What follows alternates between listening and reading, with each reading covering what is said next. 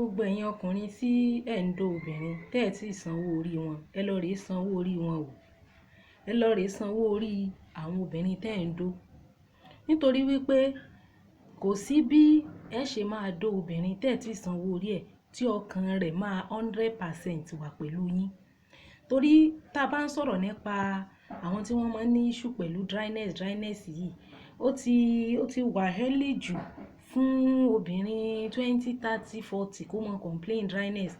Most of the time, inú obìnrin ó lè má dùn láti wà pẹ̀lú yín because ẹni tẹ́ ẹ̀ ń dó tí ì ṣe pé ẹ ti fẹ́, ó lè máa rò lẹ́mìí pé bóyá ẹni yóò tiẹ̀ ní fẹ́ òun kankan. So ìyẹn nígbà míì náà máa ń withdraw ọkàn obìnrin nígbà míì tí ó kàn máa wà lágbede méjì tá kàn máa ronú. Ṣé mọ̀ oníkálùkù ní a kind of shock absorber jura wọn lọ. Obìnrin mi ò mind kódà kọkùnrin ó mọ̀ fẹ́ yóò mọ̀ gbà kọkùnrin yẹn mọ̀ bóun sùn, which is very wrong. So ìwọ tó bá mọ̀ pé obìnrin tó ń dó lọ́wọ́ ò tí sanwó orí ẹ̀, lọ rèé sanwó orí rẹ̀. Tó bá dẹ̀ mọ̀ pé ò sanwó orí ẹ̀, ò ready láti fẹ́, free ẹ̀ jẹ́ kó máa lọ. Then ìwọ obìnrin náà, ẹni tó lọ ń sùn tí tó lọ ń dó ẹ tó ń lò ẹ nílò omi òjò yẹn, sọ fún kó lọ sanwó orí ẹ. Tí ò bá ready láti sanwó orí ẹ, kò sí nǹkan tó ń dó ọkùnrin tí ò tí ì fẹ́ ẹ fún. You are just wasting your life. Because kò sí bó ṣe fẹ́ achieve gbogbo àwọn health benefits of coitus because inú ẹ ò dùn, inú ẹ ò lè dùn délẹ̀. So fún àwọn tó yẹ pé wọ́n gbóbìnrin sílé tó ò tí ì fẹ́, ẹ lọ rèé fẹ́ obìnrin yẹn legally so that ọkàn rẹ̀ ó lè parapọ̀. Torí gbogbo issue bí ìgbà tẹ́ bá ń fóbìnrin ní pain, tẹ́ bá ń fún ní ìnira ni. Gbogbo issue èèyàn kan ọkàn rẹ̀ ò sí pẹ̀lú àwọn, ó dry, ó ṣe gbọ́ ṣàwọ̀. At the end of the day, tẹ́ bá béèrè ẹni iṣẹ́ ti fẹ́ láwọn ò tí ì fẹ́, kí lẹ̀ ń dóra yín láì tí ì fẹ́ ra yín sí. Ẹ tí ì ní 100% access sí ẹni yẹn. It's as good as that. Ìwọ náà tó dẹ̀ lọ ń sùn ilé ẹlòmíì tí ẹ ti kẹ́rù síbẹ̀ tó ti ń gbé bẹ̀ permanently. Èèyàn tí ò tí ì marry ẹ, tí ò tí ì sanwó orí rẹ̀. Dowry is significant. Even kó jẹ́ ìgò ẹ̀pà kan àbí ìgò wáìnì kan àbí ìgò ẹmu kó lọ tán bá ti láwọn ó gbà, tán bá ti gbà pé àwọn accept ẹ as dowry, then kí ló dé tẹ́nìkan ó sọ pé ó kéré jù nígbà táwọn tó fẹ́ lọ rèé san fún. At least ò lè mọ̀ fẹ́ yàn sí nǹkan bí ò tiẹ̀ níyà tí ò ní bàbá. Ṣé gbogbo ìran wọn náà ti kú tán nínú ilé wọn wá láwọn èèyàn tí wọ́n lè jókòó ìyà jókòó bàbá fún.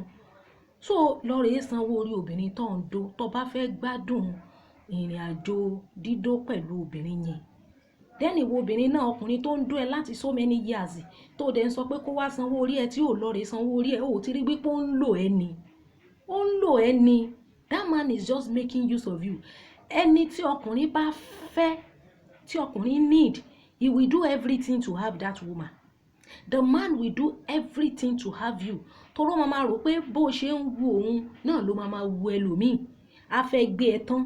Bèé tó ń dó ẹ, tó kàn ń dó ẹ, tó kàn ń dó ẹ tí ò bẹ ronú ìgbà tó máa fẹ́ yẹn. Ó better kó wà, kó máa celibate ju pé kó máa dó yìí, kó máa dó tọ̀hún tàbí kó wà lọ́dọ̀ ẹnìkan for years tí ò sanwó orí ẹ̀. Celibate tí ò mọ ọkùnrin rí, ó better yẹn.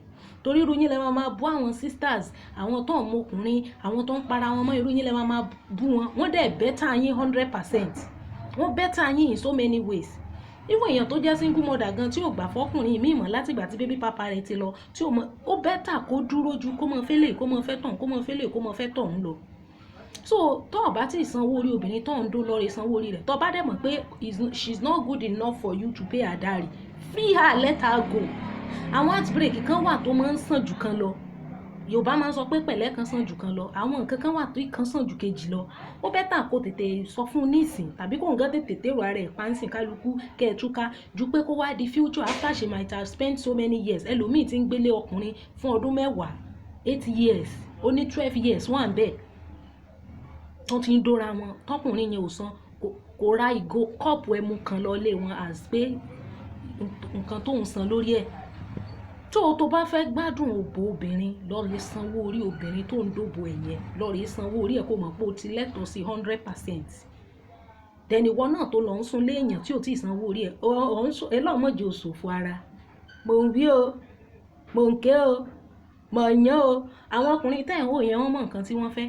kódà gbogbo àwọn tí wọ́n fi ṣe yẹ̀yẹ́ pé àwọn ọmọkùnrin kìíní kan SU ni wọ́n gbé nínú àtọ̀bà tí wọ́n prefer àwọn SU yẹn provided tó bá jẹ́ pé tó ń bá fẹ́ kò ní mọ gbogbo pamọ́ fún wọn wọ́n prefer ẹ̀ ju ọtán tí ń dún ẹ láti bí ọdún méje òbó ẹgán ti already sú kó tó di pò délé ẹ̀.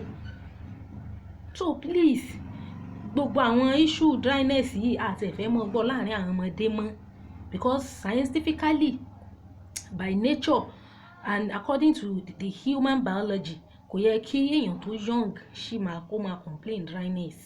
That should not even be another topic, be a topic again. We have treated dryness, treated this, adẹ̀ ti jẹ́ kó yé wa pé àwọn arúgbó náà lè máa sọ irú àwọn yẹn. So nígbà míì tọkàn obìnrin ara nǹkan tí ò ní jẹ́ kọ́kàn obìnrin wà pẹ̀lú ọkùnrin débi kó lè wet kó lè achieve health benefit of course tó ò bá tí ì fẹ́. Kò sí bóbìnrin ṣe wayward àfẹ́ni tó bá yẹ pàṣẹwó tó kàn fi ń ṣe business. Nígbà tó bá lọ ṣe evangelism lọ sí protest lọ wàásù sáwọn ọmọ yẹn wọ́n máa ń sọ pé ẹlòmíì wọ́n lé ọ̀ into that business ni. Ṣóyè wa àmọ́ ní ẹni tí èṣà aṣẹ́wó tí wọ́n kọ́ tó jáde láti léere bóyá nítorí nature tí ò lè parẹ́ mọ́ tó wá ń gbà nínú àtọ̀và àti ẹ̀ ìbànújẹ́ ló máa ń jẹ́ fún wọn because kò mọ̀ ó lè jí lọ́la kó olóòfẹ́ mọ́ ìwọ náà dẹ̀ lélẹ̀ tó ń dóko tí ò tí ì fẹ́ ó lè jí lọ́la kó má fẹ́ ẹ mọ́ is a waste of time energy and all those things so ẹ lọ sanwó orí ara yín go and pay your owó orí so that ọkàn yín á lè balẹ̀ 100% with one another. Then kí tún la fẹ́ sọ yẹn náà tá a bá fẹ́ ṣe live a máa jẹ́ kí a mọ̀ máa create awareness.